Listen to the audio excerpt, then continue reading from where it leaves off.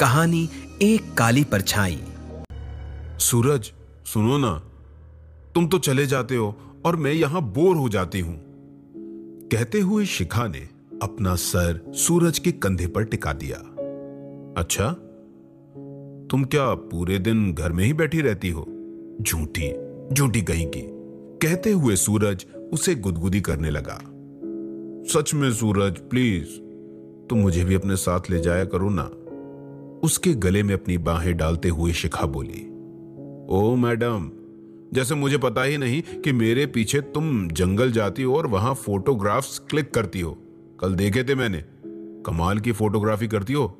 कहते हुए उसे अपने गले से लगाकर लेट गया। शिखा और सूरज ने हाल में ही मेरठ में एक घर किराए पर लिया था, जिसके आसपास कोई और घर नहीं था और जो थे वो एकदम पुराने और बंद पड़े थे।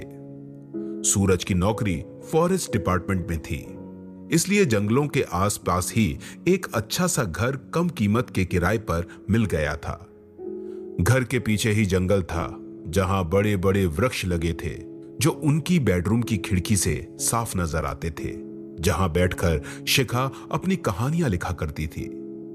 शिखा को बस दो ही चीजों का शौक था, एक लिखना और दूसरा फोटोग्राफी। शिखा फोटोग्राफी भी करती थी। जब सूरज अपने काम पर चला जाता तो वो घर में बैठी बैठी बोर हो जाती और अपनी बोरियत को कम करने के लिए वो अपना कैमरा, पेन और डायरी लेकर जंगल को निकल जाती और वहां तरह तरह के फूलों, फलों के पेड़, पशु पक्षी आदि के फोटोग्राफ्स खींचा करती थी। ऐसे ही एक दिन सूरज को 2 दिनों के लिए किसी टूर पर जाना पड़ा था। टूर पर जाते समय उसने शिखा को बहुत सी हिदायतें दी, क्योंकि आज पहली बार था जब सूरज शिखा को अकेला छोड़कर जा रहा था। अरे सूरज, मैं कोई छोटी बच्ची तो नहीं हूं ना, जो मुझे तुम इतनी हिदायतें दे रहे हो।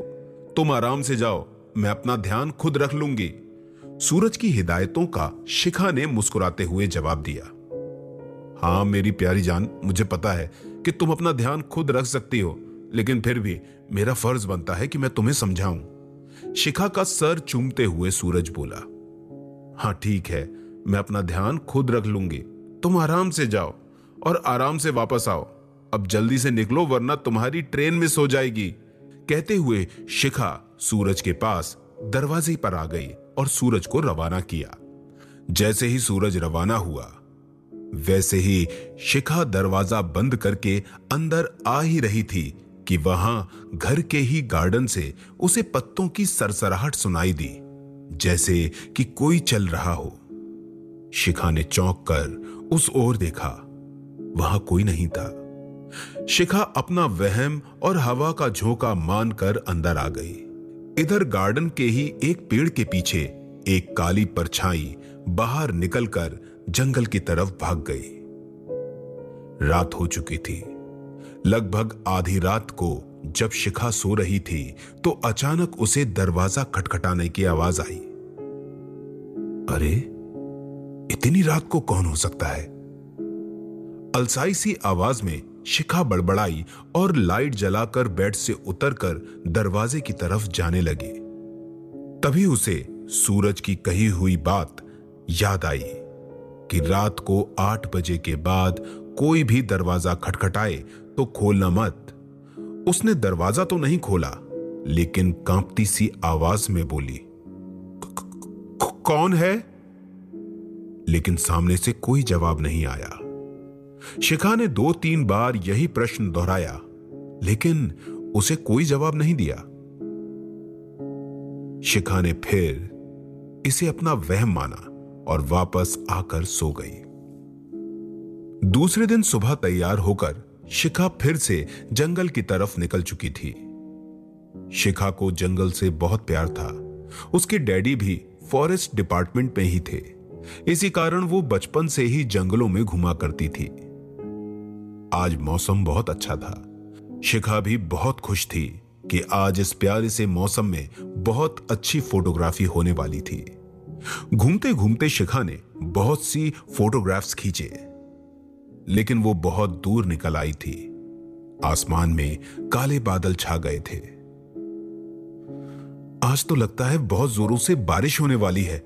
शिखा ने एक पेड़ पर बैठे तोते के जोड़े को देख के उसकी फोटो क्लिक करती हुई थोड़ी धीमी आवाज में बड़बड़ाई, जोरों से बारिश। अचानक उसे एक भारी सी आवाज सुनाई दी। शिखा चौंक गई, इधर उधर देखने लगी। अब शिखा को कुछ डर सा लगने लगा था। उसे लगा कि इस जंगल में उसके अलावा भी कोई और है। कौन है? कोई है क्या वहां? सामने आओ। शिखा ने थोड़ी हिम्मत दिखाते हुए पूछा, लेकिन कोई जवाब नहीं आया। शिखा ने यही सवाल फिर से दोहराया, लेकिन उसे निराशा ही हाथ लगी। फिर से अपना वहम मानकर शिखा घर लौट आई। दिन भर काम करते करते दोपहर से रात कब हो गई शिखा को पता ही नहीं चला। खाना खाकर शिखा कुछ देर के लिए कुछ लिखने बैठी। रात के 10 बज चुके थे।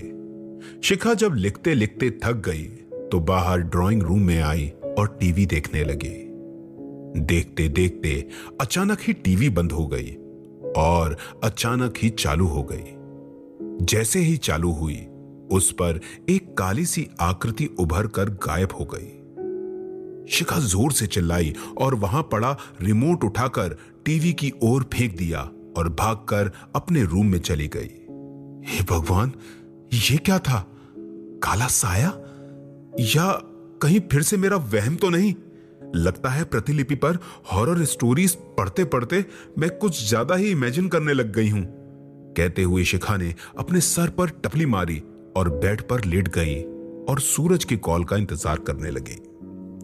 थोड़ी ही देर में सूरज का कॉल आया। शिखा ने बात की, फिर कॉल कट करके सो गई। थोड़ी ही देर में उसका फोन फिर से बज उठा। शिखा को लगा कि शायद सूरज का ही कॉल होगा, तो झुंझलाते हुए उसने कॉल रिसीव किया। क्या हुआ सूरज, तुम्हें चैन नहीं है क्या? सोने दो ना। शिखा झुंझलाते हुए बोली, चली जाओ यहां से, वरना सबको मार डालूंगी। चली जाओ, ये मेरा घर है, मेरा। एक भयानक सी आवाज शिखा को सुनाई दी। शिखा की तो श्वास ही अटक गई। कौन हो तुम? कौन हो? शिखा ने हिम्मत करके डरते हुए पूछा, लेकिन खर खर की आवाज के साथ कॉल डिस्कनेक्ट हो गया। शिखा ने जब कॉल डिटेल्स देखी तो आधे घंटे पहले का लास्ट कॉल सूरज का ही था। शिखा ने पूरी रात जाग कर काटी। शिखा बहुत डर गई थी। इसी डर के कारण शिखा दूसरे दिन जंगल भी नहीं गई। उसका टीवी तो पहले ही टूट चुका था। अब कल वाले कॉल के बाद उसका फोन भी खराब हो चुका था, जिसके कारण वो सूरज को भी कॉल नहीं कर पा रही थी। देखते ही देखते दूसरा दिन भी बीत गया। अगली सुबह सूरज आने वाला था, इसलिए शिखा थोड़ी खुश भी थी। वो जल्दी ही सो गई थी, लेकिन डर के मारे उसे नींद नहीं आ रही थी। अगली सुबह जब सूरज आ गया, लेकिन शिखा ने उसे कुछ भी नहीं बताया। फिर से उन दोनों की एकदम नॉर्मल लाइफ चलने लगी। अब शिखा सूरज के साथ ही जिद करके जंगल जाने लगी थी और सूरज के आसपास ही रहा करती थी। अरे शिखा, इतने दिनों से तुम फोटोग्राफी कर रही हो, चलो आज तुम्हारी क्लिक की हुई फोटो देखते हैं। खाना खाते हुए सूरज की नजर जब कैमरे पर गई तो सूरज ने शिखा से कहा, हाँ क्यों नहीं, मैं अभी फटाफट बर्तन साफ कर लूं, फिर दोनों बैठकर फोटोज देखेंगे। कुछ ही देर के बाद वो दोनों लैपटॉप के सामने बैठे थे। सूरज ने कैमरा कनेक्ट किया और दोनों फुटेज देखने लगे। अचानक एक फोटो में एक काला सा साया एक पेड़ के पीछे से झांकता नजर आया, जिसकी लाल सी आंखें चमक रही थीं। शिखा, ये कौन है? सूरज ने पूछा। ये पता नहीं सूरज, जब क्लिक की थी तो कोई नहीं था वहां, पता नहीं, तुम आगे देखो जरा।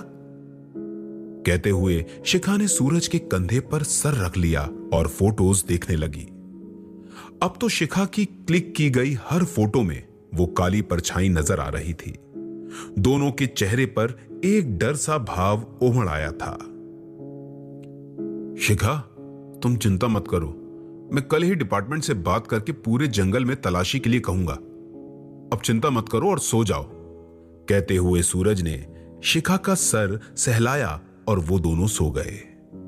दूसरे दिन पूरे जंगल में एक आर्मी फोर्स को बुलवाया गया और पूरे जंगल की तलाशी भी ली गई, लेकिन उन्हें वहां कोई सुराग नहीं मिला और ना ही किसी के होने का सबूत। कुछ दिन ऐसे ही सही से बीत गए। अब शिखा के फोटोज में कोई काला साया नजर नहीं आ रहा था। शिखा का डर भी अब दूर हो गया था। एक दिन जंगलों में फोटोग्राफी करते करते अचानक ही एक बंदर शिखा का कैमरा छीनकर भाग गया। शिखा उसके पीछे पीछे भागी और भागते भागते वो काफी दूर निकल आई थी और एक ऐसी जगह पहुंच गई थी जहां आज तक वो कभी नहीं आई थी। एक ऐसी जगह जैसे कि कोई स्वर्ग हो। वहां एक छोटी सी नदी थी और फलों फूलों से लदे बड़े बड़े पेड़, मानो कि स्वर्ग का बागान यहां उतर आया हो। शिखा ये सब देखकर बहुत खुश हुई। थोड़ा आगे चली ही थी कि उसे उसका कैमरा वहीं पर पड़ा मिला। उसने उठाया और देखा, कैमरा एकदम सही सलामत था। खुश होकर शिखा ने वहीं फोटोग्राफी करनी स्टार्ट कर दी। कुछ फोटोज खींचे ही थे कि अचानक वही काली परछाई उसके सामने आई और एकदम से कैमरे में समा गई। डर के मारे शिखा वहीं बेहोश हो गई। शिखा को जब होश आया तो खुद को अपने कमरे में पाया और पास ही सूरज और कुछ लोग और बैठे थे। क्या हुआ शिखा तुम्हें? और तुम घूमते घूमते उस कचड़े वाली जगह कैसे पहुंच गई? वहां तो दलदल था। अगर तुम दलदल में गिर जाती तो? वो तो भला हो इन लोगों का कि खेत से आते हुए इन लोगों ने तुम्हें देख लिया और मुझे सूचित किया। यदि ये लोग नहीं होते तो मैं तुम्हें कहां ढूंढता? सूरज उसके सर को सहलाता हुआ उसे समझा रहा था, लेकिन शिखा कुछ अलग ही सोच में डूबी हुई थी। कुछ देर बाद वो गांव वाले वापस चले गए। उनके साथ आई एक औरत ने जाते जाते शिखा की ओर देखा और देखते ही देखते उसकी आंखें लाल हो गईं। शिखा चिल्ला उठी, सूरज, वो औरत। शिखा हकलाती सी दरवाजे की तरफ इशारा करती हुई बोली, शिखा, वहां कोई नहीं है, तुम आराम कर लो। सूरज ने शिखा को सुला दिया। दूसरे दिन सूरज कहीं नहीं गया। मौका पाकर शिखा ने सूरज को अपने साथ हुई घटना के बारे में सब कुछ बता दिया। अब सूरज भी चिंतित था। बातें करते करते ही अचानक बहुत जोरों से आवाज हुई। लगा जैसे विस्फोट हुआ हो। दोनों ही बाहर हॉल में आए। देखा तो कैमरा टूटा पड़ा था। सूरज, मेरा कैमरा मेरे पापा ने दिया था, टूट गया। कहते हुए शिखा रोने लगी। शिखा, कैमरा ही तो है ना, नया आ जाएगा, चलो छोड़ो अब। कहते हुए उसे सोफे पर बिठाया। तभी अचानक कहीं से एक काली बिल्ली चिल्लाती हुई आई और किचन में घुस गई। ये कहां से आई? कहते हुए सूरज किचन में चला आया और वहां खुली खिड़की को देखा और उसे बंद करके वापस हॉल में आ गया। रात को खाना खाकर दोनों बातें करते करते सो गए। अचानक किचन की खटर पटर से सूरज जागा। उसे लगा कि शायद शिखा होगी किचन में, लेकिन दूसरी तरफ पलटते ही उसे शिखा सोई हुई दिखाई दी। वो चौंक कर उठ गया, लेकिन मैंने तो किचन की खिड़की बंद की थी। उसने शिखा को उठाया और दोनों किचन की तरफ गए तो उन्हें वहीं एक काली सी लाल आंखों वाली परछाई दिखाई दी। रुको, कौन हो तुम? हिम्मत करके सूरज ने उसे रोका। चले जाओ यहां से, ये मेरा घर है। मैंने इसे भी समझाने की कोशिश की थी, लेकिन ये नहीं मानी। मुझे ही आना पड़ा यहां। यदि अब भी तुम दोनों ने मेरी बात नहीं मानी तो मैं सबको खत्म कर दूंगी। चले जाओ यहां से। एक भयंकर गर्जना के साथ वो काली परछाई बोली और देखते ही देखते किचन में बर्तन गिरने लगे और घर के सारे फर्नीचर उड़ने लगे। दोनों का ही डर के मारे पसीना छूट गया। हाँ हाँ हाँ, हम चले जाएंगे कल ही, बस आज रात यहां रुकने दो, हम कल ही चले जाएंगे। कहते हुए सूरज ने शिखा का हाथ थाम लिया। कुछ ही देर में सब कुछ सामान्य हो गया। शिखा ने पैकिंग शुरू कर दी थी। वो दोनों पूरी रात ही नहीं सोए थे। दूसरे दिन सूरज ने अपना तबादला कहीं और करवा लिया और वो घर हमेशा के लिए खाली कर दिया। कुछ ही महीनों बाद वहां एक और कपल रहने आया, लेकिन कुछ ही दिनों में उनकी मौत की खबर आई। सूरज और शिखा ने भगवान को धन्यवाद दिया कि उस काली परछाई से उन्होंने उनकी रक्षा की। आज भी वो काली परछाई उसी घर में घूमती हुई नजर आती है। वो कौन है, कहां से आई है और इस घर से उसका क्या वास्ता है, ये आज तक एक खौफनाक राज बना हुआ है।